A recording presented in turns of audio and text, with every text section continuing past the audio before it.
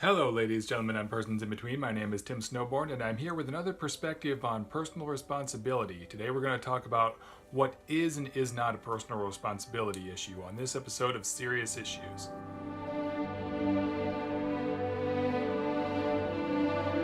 So, last time we talked about the role of government in personal responsibility, whether it's the government's job to take care of people in need or if that's up to churches and charities.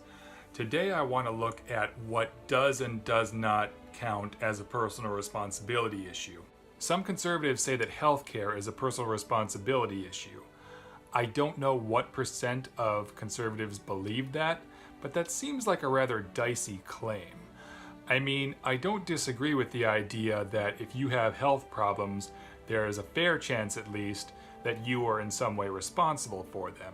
But the thing is, everybody makes bad choices when it comes to their health, including most of the people who say that healthcare is a personal responsibility issue. I'm more than willing to bet that most of the people who say that don't get enough exercise and don't have a very good diet. Most people do that. Most people don't get enough exercise and have a less than ideal diet. So instead of judging other people for their healthcare mistakes, why don't we admit that we all make mistakes and that's why we should all help pay for each other? Now you might be sitting at home going, but what about people who smoke or people who are dangerously obese because they eat nothing but junk and can't be bothered to even go for a walk every day? I agree that some people's health problems are definitely their own fault. I don't agree that that's a reason not to help take care of them. You guys realize that's what insurance is anyway.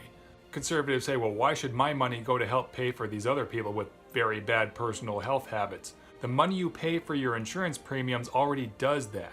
You know what health insurance is? Private health insurance is just a bunch of people pooling their money to pay for each other. That's what insurance is. Your money pays for someone whether it goes to the government or a private insurance agency. The only difference is that with a private insurance agency, there's a middleman getting rich off of you. Your private health insurance premiums don't just pay for you. They pay for you and everyone else who gets their insurance through that agency.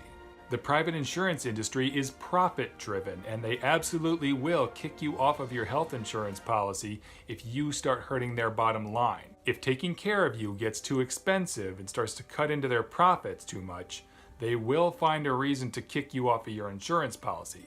At least that used to be the way they ran things before Obamacare. I don't know if that still happens at all today. I thought Obamacare took care of that. But that was the norm before Obamacare. If it got too expensive to take care of you, they'd just find a legal loophole and kick you off your policy. That was normal. Now, the way that I wanted to look at this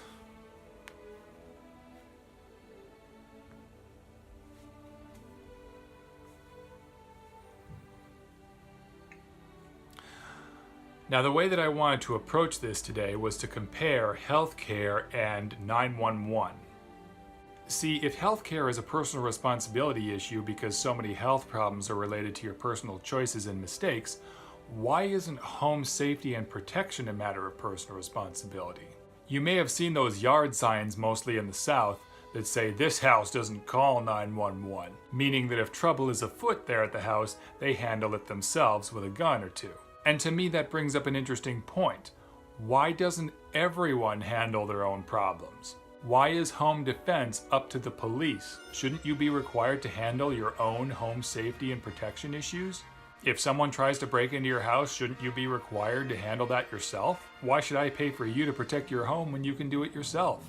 And even if the problem comes from within the home, even if it's a domestic issue between family members or friends, why should I have to pay for that? That's something that you did. That's the result of a choice you made.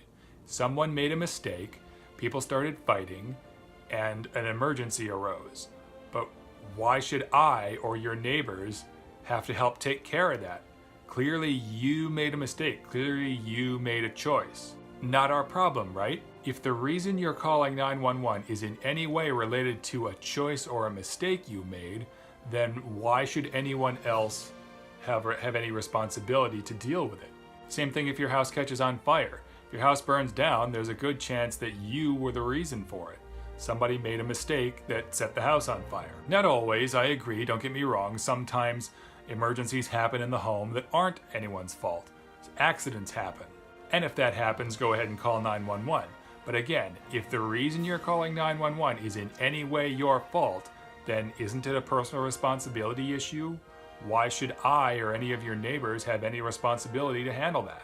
Now, obviously, I don't believe that. I believe that you should be able to call 911 for an emergency, whether it's your fault or not. But again, if healthcare is a personal responsibility issue because of choices and mistakes you made, why isn't home safety and defense a personal responsibility issue? Most of the problems in that area are the result of personal choices and mistakes too. Switching gears here, another common refrain from the right about personal responsibility is, well, I just think that people should earn what they have. I think people should earn things they don't need, but they shouldn't have to earn things they do need. Not when they can't provide those things for themselves. I'm mostly talking here about healthcare and education. Very, very few people can provide their own healthcare, so I don't think they should have to earn that. Education, well, technically you can provide that for yourself, but how many people left to their own devices would take it upon themselves to get the education they need?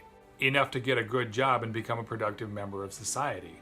When you see a person drowning, you don't make them earn a life preserver. In general, people shouldn't have to earn help when they need it. Now, food, clothing, and shelter, those are easier to provide for yourself. I mean, yeah, you're not going to build your own house probably, and most people don't grow their own food anymore. But if you got a decent job, you can probably provide those things for yourself. But even if you do have a decent job, you're probably not going to be able to provide your own healthcare and education.